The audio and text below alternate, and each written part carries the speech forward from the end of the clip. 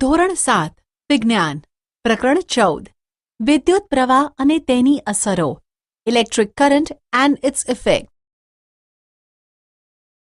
ધોરણ 6 ના 12મા પ્રકરણમાં એક રમત સૂચવેલી છે. તમારો હાથ કેટલો સ્થિર રહે છે? આ રમત રમવાનો પ્રયત્ન તમે જરૂરથી કર્યો હશે, ખરું ને?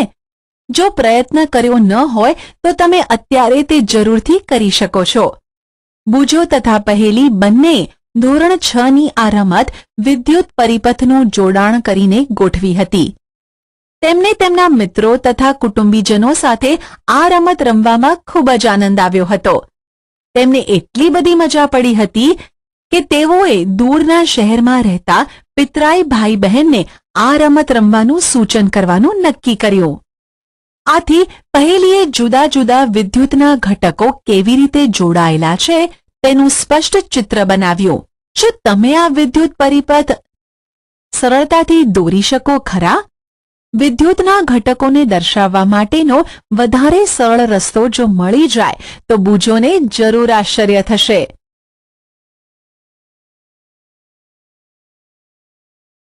વિદ્યુતના ઘટકોની સંજ્ઞાઓ સિમ્બોલ્સ ઓફ ઇલેક્ટ્રિક કમ્પોનન્ટ્સ.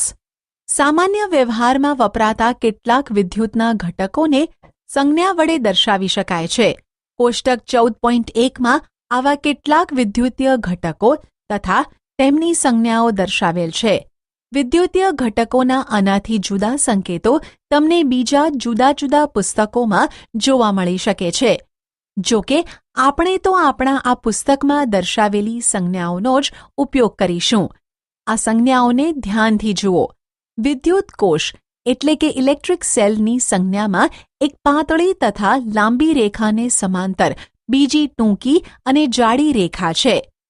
તમને એ યાદ આવે છે ને કે વિદ્યુત કોષને ધન ધ્રુવ તથા ઋણ ધ્રુવ એમ બે ધ્રુવો હોય છે. વિદ્યુત કોષની સંજ્ઞામાં લાંબી રેખા ધન ધ્રુવ અને ટૂંકી જાડી રેખા ઋણ ધ્રુવ દર્શાવે છે. વિદ્યુત કળ સ્વિચ માટે જોડાણની વ્યવસ્થા ઓન અને ખુલ્લી વ્યવસ્થા ઓફ માટેની સંજ્ઞાઓ જુદી જુદી આપેલી છે. વિદ્યુતના જુદા જુદા ઘટકોના જોડાણ માટેના જોડાણ તાર વાયરને રેખા વડે દર્શાવાય છે. કોષ્ટક 14.1માં વિદ્યુત કોષ બેટરી માટેની સંજ્ઞા પણ આપેલી છે. વિદ્યુત કોષ શું છે તે તમે જાણો છો? બેટરીની સંજ્ઞાને ધ્યાનથી જુઓ. વિદ્યુત કોષ શેની બનેલી હોય છે તે તમે કહી શકો છો? કેટલીક પ્રવૃત્તિઓમાં આપણને એક કરતાં વધારે વિદ્યુત કોષની જરૂર પડે છે. આથી આકૃતિ 14.2 મુજબ 2 કે 2 થી વધુ વિદ્યુત કોષનું જોડાણ કરીએ છીએ. એ ખાસ નોંધો કે એક વિદ્યુત કોષનો ધન ધ્રુવ ત્યાર પછીના વિદ્યુત કોષના ઋણ ધ્રુવ સાથે જોડવામાં આવે છે. આવા 2 કે 2 થી વધુ વિદ્યુત કોષના જોડાણને બેટરી કહે છે. ટોર્ચ, ટ્રાન્ઝિસ્ટર, રેડિયો, રમકડાં, ટીવીનું રિમોટ કંટ્રોલ જેવા ઘણા વિદ્યુતના ઉપકરણોમાં વિદ્યુત કોષ વપરાય છે. જો કે કેટલાક ઉપકરણોમાં આકૃતિ 14.2માં દર્શાવ્યા મુજબ વિદ્યુત કોષોને હંમેશા એકની પાછળ એક તે રીતે ગોઠવવામાં આવતા નથી. કેટલીક વખત વિદ્યુત કોષોને પાસે ગોઠવવામાં આવે છે. તો પછી વિદ્યુત કોષોના ધ્રુવોને કેવી રીતે જોડવામાં આવે છે? કોઈ વિદ્યુતીય ઉપકરણના વિદ્યુત કોષ રાખવાના ખાનાને ધ્યાનથી નિહાળો તો તમને જણાશે કે એક વિદ્યુત કોષના ધન ધ્રુવને ત્યાર પછી ગોઠવેલા બીજા વિદ્યુત કોષના ઋણ ધ્રુવ સાથે જાડા તાર કે ધાતુની પટ્ટી વડે જોડેલો હોય છે. બેટરીના ખાનામાં વિદ્યુત કોષોને સાચી રીતે ગોઠવવા માટે તમને મદદરૂપ થાય તે માટે પ્લસ અને માઇનસ સંજ્ઞાઓનો નિર્દેશ ત્યાં કરેલો હોય છે. આપણી પ્રવૃત્તિઓ માટે વિદ્યુત કોષોને કેવી રીતે જોડીને બેટરી બનાવી શકીએ? તમે આકૃતિ 14.4માં દર્શાવેલું વિદ્યુત કોષ હોલ્ડર બનાવી શકો. તે માટે લાકડાનો ટુકડો, લોખંડની કે સ્ટીલની 2 પટ્ટીઓ અને રબર બેન્ડની જરૂર પડશે. રબર બેન્ડ ધાતુની પટ્ટીઓને ચુસ્ત રીતે પકડી રાખે તે જરૂરી છે. તમે બજારમાંથી તૈયાર 2 કે તેથી વધુ વિદ્યુત કોષો માટેનું હોલ્ડર લઈને પણ બેટરી બનાવી શકો છો. તેમાં વિદ્યુત કોષોને યોગ્ય રીતે ગોઠવો કે જેથી એક વિદ્યુત કોષનો ધન ધ્રુવ ત્યાર પછીના ક્રમમાં આવતા વિદ્યુત કોષના ઋણ ધ્રુવ સાથે જોડાય. હવે વિદ્યુત કોષ હોલ્ડરમાં આવેલી પાસેની ધાતુઓની પટ્ટીઓને આકૃતિ 14.5 મુજબ વાહક તારના ટુકડાઓ વડે જોડી દો. તમારી બેટરી ઉપયોગ માટે તૈયાર છે. કોષ્ટક 14.1માં બેટરીને દર્શાવવા માટે વપરાતી સંજ્ઞા આપેલી છે. તો ચાલો હવે આપણે કોષ્ટક 14.1ની સંજ્ઞાઓનો ઉપયોગ કરીને વિદ્યુત પરિપથ દોરીએ.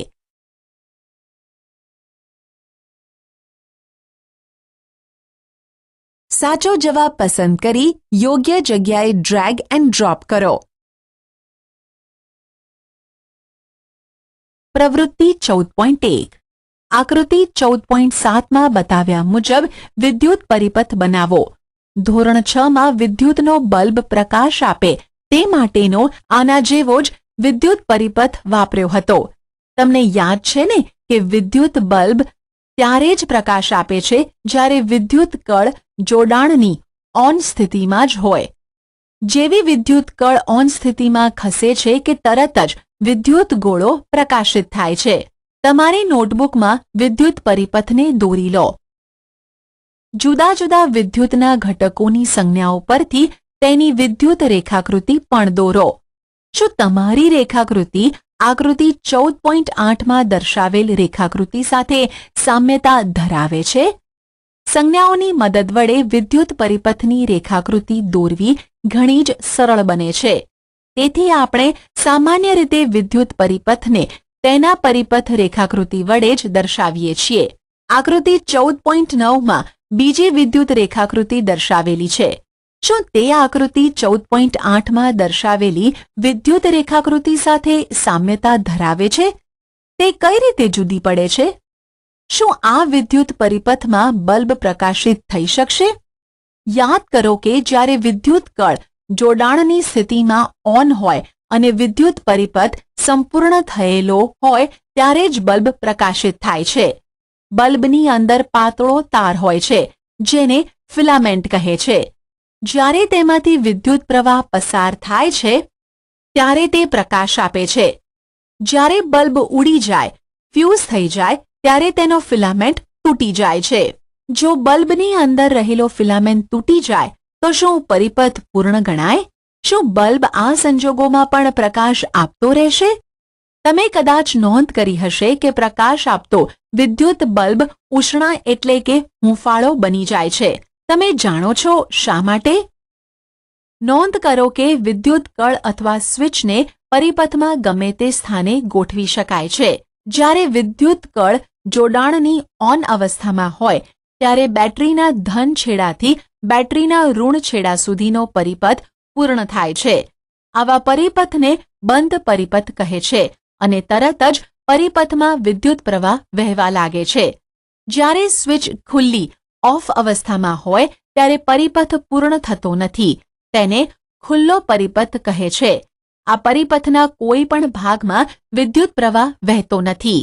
ચેતવણી: વિદ્યુતના મુખ્ય જોડાણ સાથે જોડેલા પ્રકાશિત વિદ્યુત બલ્બને ક્યારેય પણ અડકશો નહીં. તે ઘણો ગરમ હોઈ શકે અને તમારા હાથને ખરાબ રીતે દઝાડી શકે છે. વિદ્યુતના મુખ્ય પુરવઠા એટલે કે સપ્લાય, વિદ્યુત જનરેટર કે ઇન્વર્ટર સાથે પ્રયોગો કરશો નહીં. તમને વિદ્યુતનો શોક એટલે કે ઝટકો લાગી શકે છે જે ખતરનાક છે. અહીં દર્શાવેલી દરેક પ્રવૃત્તિઓમાં માત્ર વિદ્યુત કોષોનો જ ઉપયોગ કરવો.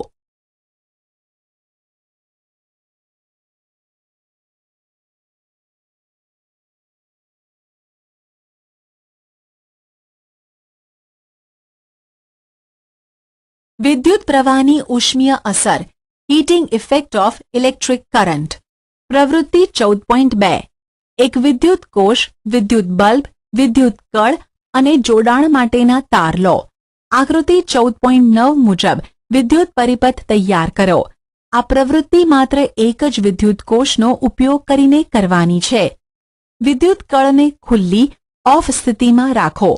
શું વિદ્યુત બલ્બ પ્રકાશે છે? બલ્બનો સ્પર્શ કરો. હવે વિદ્યુત કળને જોડાણની ઓન સ્થિતિમાં લાવો અને વિદ્યુત બલ્બને આશરે 1 મિનિટ પ્રકાશવા દો. ફરીથી બલ્બનો સ્પર્શ કરો. તમને કોઈ ફેરફારનો અનુભવ થાય છે? વિદ્યુત કળને ફરી ખુલ્લી ઓફ સ્થિતિમાં લાવીને ફરીથી બલ્બનો સ્પર્શ કરો.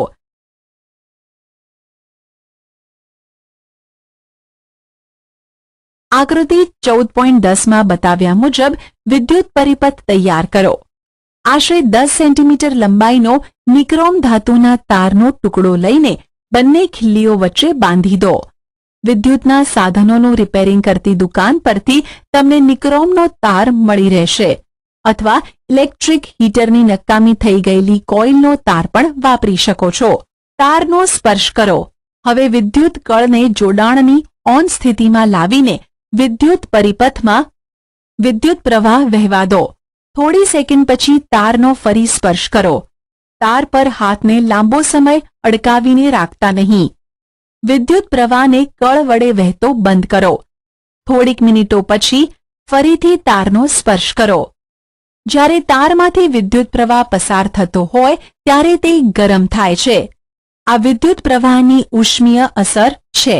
તમે વિદ્યુતના કોઈ એવા ઉપકરણો વિચારી શકો છો કે જેમાં વિદ્યુત પ્રવાહની ઉષ્મીય અસરનો ઉપયોગ થતો હોય? આવા ઉપકરણોની યાદી બનાવો. તમે કદાચ ઇલેક્ટ્રિક રૂમ હીટર અથવા રસોઈ માટે વપરાતા ઇલેક્ટ્રિક હીટરને જોયું હશે. આ બધા જ ઉપકરણો તારનું ગૂંચળું ધરાવે છે. આ ગૂંચળાના તારને એલિમેન્ટ કહે છે. તમે નોંધ્યું હશે કે જ્યારે આ ઉપકરણોને વિદ્યુતના સપ્લાય સાથે જોડ્યા બાદ ચાલુ સ્વિચ ઓન કરવામાં આવે છે ત્યારે તેમના એલિમેન્ટ ગરમ લાલચોળ થાય છે અને ઉષ્મા ઉત્પન્ન કરે છે.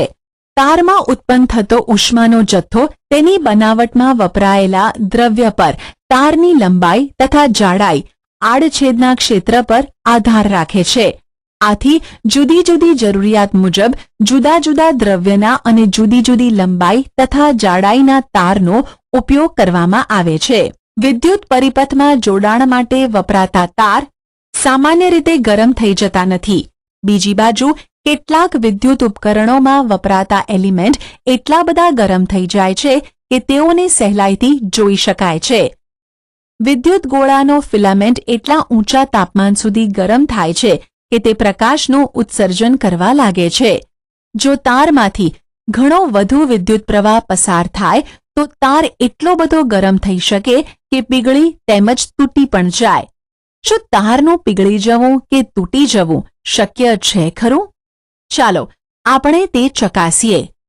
સાવચેતી: વિદ્યુત કળને લાંબા સમય જોડાણની સ્થિતિમાં રાખશો નહીં અથવા તો વિદ્યુત કોષ ઝડપથી નબળો પડી શકે છે. વિદ્યુતની ઇસ્ત્રીમાં આવેલા એલિમેન્ટને બુજો જોઈ શક્યો નહીં. પહેલીએ તેને કહ્યું હતું કે પાણી ગરમ કરવા માટેનું તેમાં મૂકવાનું હીટર, હોટ પ્લેટ, ઇસ્ત્રી, ગીઝર, ઇલેક્ટ્રિક કિટલી, હેર ડ્રાયર વગેરે વિદ્યુતના ઉપકરણો તેમની અંદરના ભાગમાં એલિમેન્ટ ધરાવતા હોય છે. તમે કોઈ ઉપકરણમાં એલિમેન્ટ કદી જોયું છે ખરું?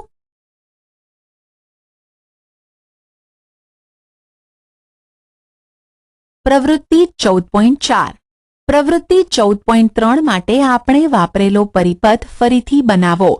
જો કે તેમાં વિદ્યુત કોષને સ્થાને 4 વિદ્યુત કોષ ધરાવતી બેટરી ગોઠવો. વળી નાઇક્રોમ તારના સ્થાને સ્ટીલ વૂલનો પાતળો તાંતણો બાંધો.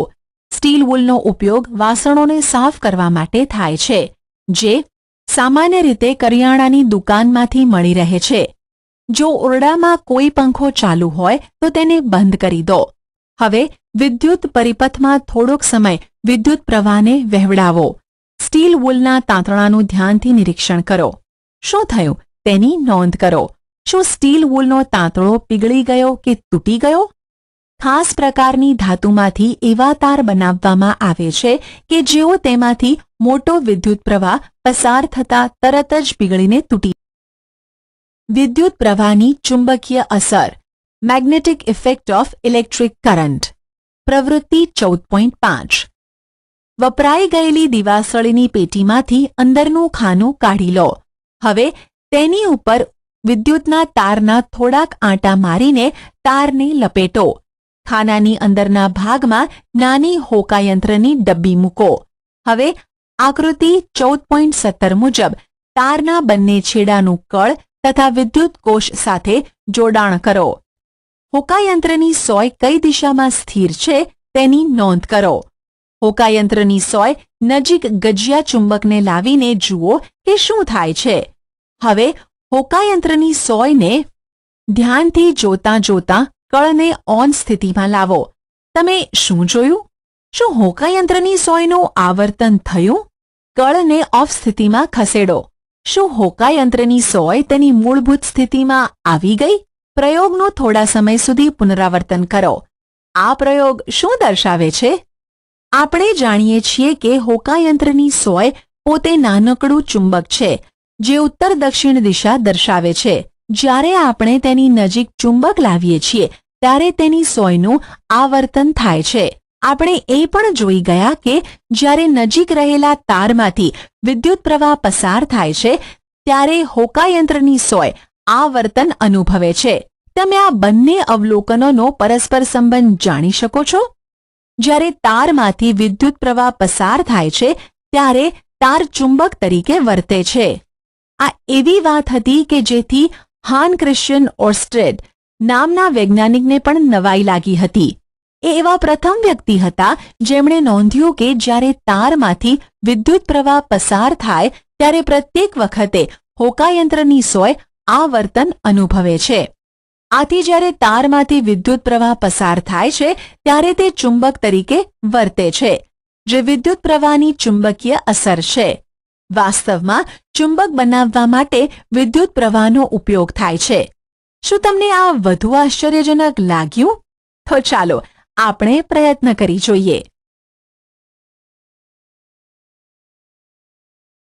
વિદ્યુત ચુંબક ઇલેક્ટ્રોમેગ્નેટ આશરે 75 સેન્ટીમીટર લાંબો ઇન્સ્યુલેટેડ એટલે કે પ્લાસ્ટિક કે કપડાના કવર ધરાવતો અથવા ઇનેમલ્ડ વળી શકે તેવો તાર અને 6 થી 10 સેન્ટીમીટર લાંબી લોખંડની ખિલ્લી લો. તારને ખિલ્લીની ફરતે ચુસ્ત રીતે ગૂંચળાની જેમ વીંટાળી દો. આકૃતિ 14.19માં દર્શાવ્યા મુજબ તારના બંને મુક્ત છેડાઓને કળ વડે વિદ્યુત કોષ સાથે જોડી દો. ખિલ્લીની નજીક કે તેના પર થોડીક ટાંકણીઓ મૂકો. યાદ રાખો કે વિદ્યુત પ્રવાહને થોડીક સેકન્ડ કરતાં વધુ વખત સુધી ચાલુ ન રાખવો, નહીં તો વિદ્યુત ચુંબક વિદ્યુત કોષને ઝડપથી નબળો પાડી દે છે. હવે વિદ્યુત પ્રવાહ ચાલુ કરો. શું થાય છે? શું ટાંકણીઓ ખિલ્લીની અણી પર વળગી જાય છે? વિદ્યુત પ્રવાહ બંધ કરો. શું હજી પણ ટાંકણીઓ ખિલ્લીની અણી પર વળગી રહેલી છે? ઉપરોક્ત પ્રવૃત્તિઓમાં તારની કોઇલ એટલે કે તારનું ગૂંચળું તેમાં વિદ્યુત પ્રવાહ પસાર થવાથી ચુંબકની જેમ વર્તે છે. જ્યારે વિદ્યુત પ્રવાહ બંધ કરવામાં આવે છે ત્યારે સામાન્યતઃ ગૂંચળું પોતાનું ચુંબકત્વ ગુમાવે છે. આવા ગૂંચળાને વિદ્યુત ચુંબક એટલે કે ઇલેક્ટ્રોમેગ્નેટ કહે છે. વિદ્યુત ચુંબકને ખૂબ જ પ્રબળ બનાવતા તે ખૂબ જ વજનદાર ભારને ઊંચકી શકે છે. ધોરણ 6ના પ્રકરણ 13માંની ક્રેન વિશેની વાત તમને યાદ આવે છે? આવી ક્રેનનો છેડો ખૂબ જ પ્રબળ વિદ્યુત ચુંબક ધરાવતો હોય છે. વિદ્યુત ચુંબકનો ઉપયોગ ભંગારમાંથી ચુંબકીય પદાર્થોને જુદા પાડવા માટે પણ વપરાય છે. અકસ્માતે આંખમાં પડી ગયેલા ઝીણા લોખંડના રજકણને દૂર કરવા ડોક્ટરો નાના વિદ્યુત ચુંબકનો ઉપયોગ કરે છે.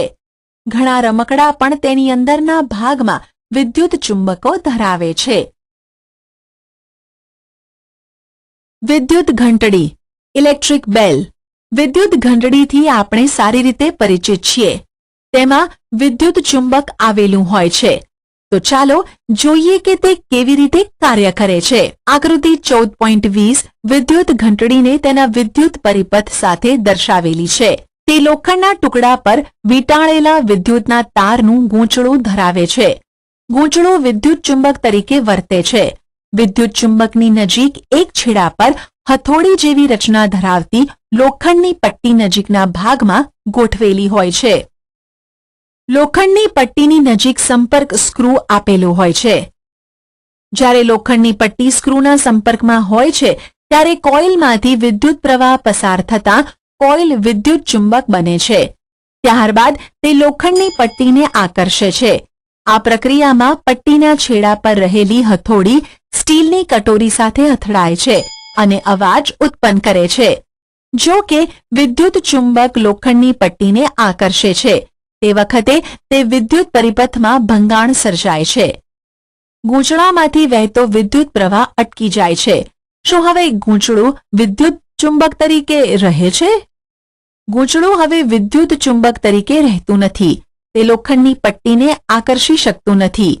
લોખંડની પટ્ટી તેના મૂળ સ્થાને પાછી આવતા તે ફરીથી સ્ક્રૂના સંપર્કમાં આવે છે, જે વિદ્યુત પરિપથ પૂર્ણ કરે છે. વિદ્યુત પરિપથમાં વિદ્યુત પ્રવાહ વહેતા ફરીથી હથોડી સ્ટીલની કટોરી સાથે અથડાય છે. આ પ્રક્રિયા ઝડપથી ક્રમિક રીતે પુનરાવર્તન પામે છે. જ્યારે હથોડી સ્ટીલની કટોરી સાથે અથડાય છે ત્યારે દરેક વખતે વિદ્યુત પરિપથ પૂર્ણ થાય છે. આ રીતે ઘંટડી રણકે છે.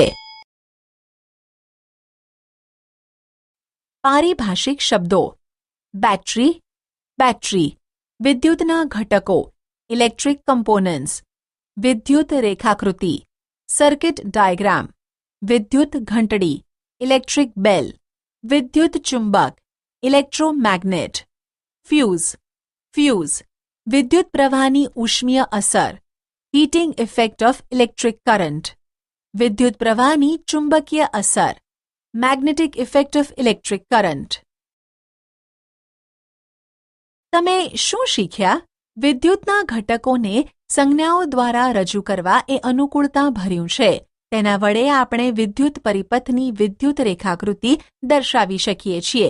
જ્યારે તારમાંથી વિદ્યુત પ્રવાહ પસાર થાય છે ત્યારે તાર ગરમ થાય છે, જે વિદ્યુત પ્રવાહની ઉષ્મીય અસર છે. આ અસરના ઘણા ઉપયોગો છે. જ્યારે ખૂબ જ વધુ પ્રમાણમાં વિદ્યુત પ્રવાહ પસાર થાય ત્યારે તરત જ પીગળી જાય અને તૂટી જાય તેવા ખાસ પ્રકારના દ્રવ્યોમાંથી તાર બનાવવામાં આવે છે. આવા દ્રવ્યો ફ્યુઝ બનાવવા માટે વપરાય છે, જે વિદ્યુતના ઉપકરણોને નુકસાન અને આગથી બચાવે છે.